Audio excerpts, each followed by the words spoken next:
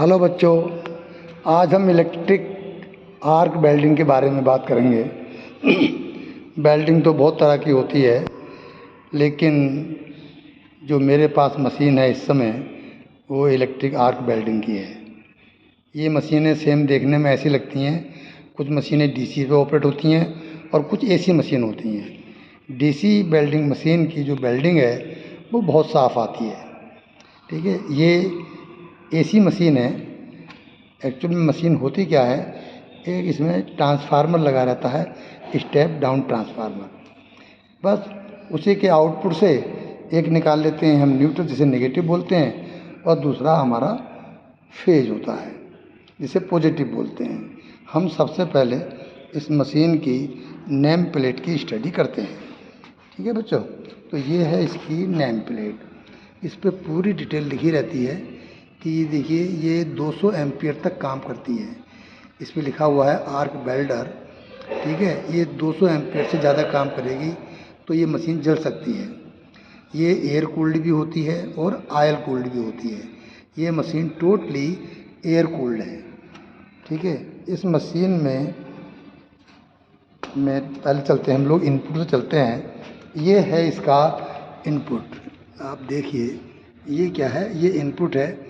ये है 220 volt. Okay, इसे 220 वोल्ट हम लोग इनपुट देते हैं। और ये देखिए, जो ट्रांसफार्मर होता है इसके अंदर मशीन होती है, उसके जो आउटपुट से जो तार निकलते हैं मैं आपको बता रहा था कुछ देर पहले।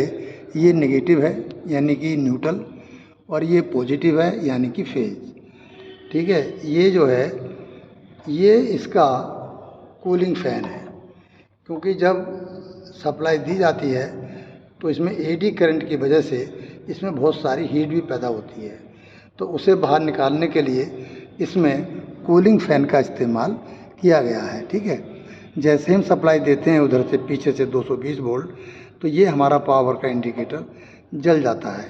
220 वोल्ट यहाँ से आप आउटपुट ले सकते हैं किसी दूसरे काम के लिए। ठीक है, इसका और कोई मकसद नहीं है। तो ये जो ब्लैक कलर की लीड है ये हमारी अर्थ कहलाती है। न्यूट्रल लोग इसको ज़्यादातर अर्थ के नाम जानते हैं। ठीक है भैया, अर्थिंग दे दो इसको। और ये इसका पॉजिटिव होता है जो हमारे वेल्डिंग करने का काम आता है। कि जो पीले वाला है, इस पॉजिटिव में लगता है हमारा इलेक्ट्रोड होल्डर। ये देखिए, ये क्या है, ये है हमारा इलेक्ट्रोड होल्डर, और इसे कहते हैं इलेक्ट्रोड। यही इलेक्ट्रोड है जिसके नाम पे इसका नाम पड़ा है इलेक्ट्रोड होल्डर। टोटली इंसुलेटेड होता है, कहीं से लीकेज ना हो, और ना चोट लग सकती है, करंट लग जाएगा।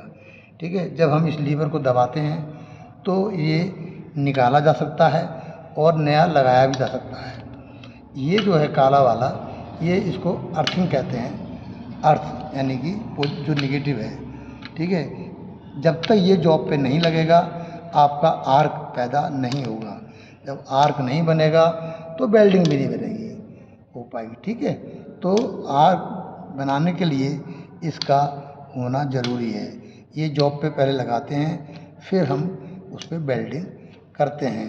वेल्डिंग, और ये इसकी लीड है। ठीक है, ये दो इसकी लीड हैं। और थोड़ा सा मैं आपको और बता दूं, ये देखिए, ये जो पीला वाला स्विच है, इस पे हम ये यहाँ पे अगर हम करते हैं, ये वाला ये मार्कर है, ये देखिए निशान लगा हुआ है। अगर ये हम रखते हैं ऑफ पे तो क्या हो जाएगा, मशीन ऑफ हो जाएगी। एक पे लाएंगे तो यहाँ से मिलेगी हमें मिनिमम करंट। ठीक है, जैसे कोई पतली सीट है मेटल की, है ना, ज़्यादा लोहा मोटा नहीं है, एमएस वगैरह, तो हम एक पे रखते हैं। और अगर थोड़ा सा बहुत भारी आइटम है लोहे का, वेल्डिंग करने वाला जो जॉब है, तो हम उसे 2 पे या 3 पे भी रख सकते हैं। 3 पे बहुत हाई करंट होती है। हम अक्सर इसको 3 पे तब रखते हैं जब कोई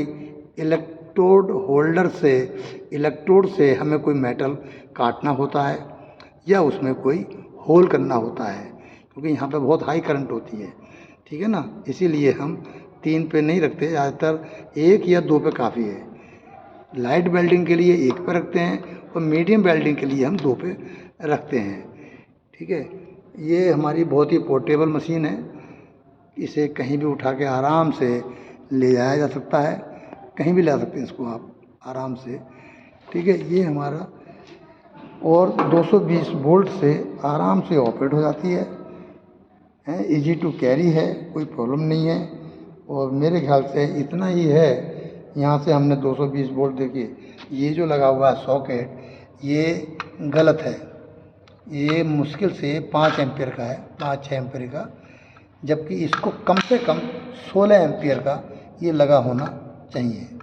ठीक है, नहीं तो 16 एम्पियर या 32 एम्पियर का भी चल जाएगा, कोई बात नहीं है।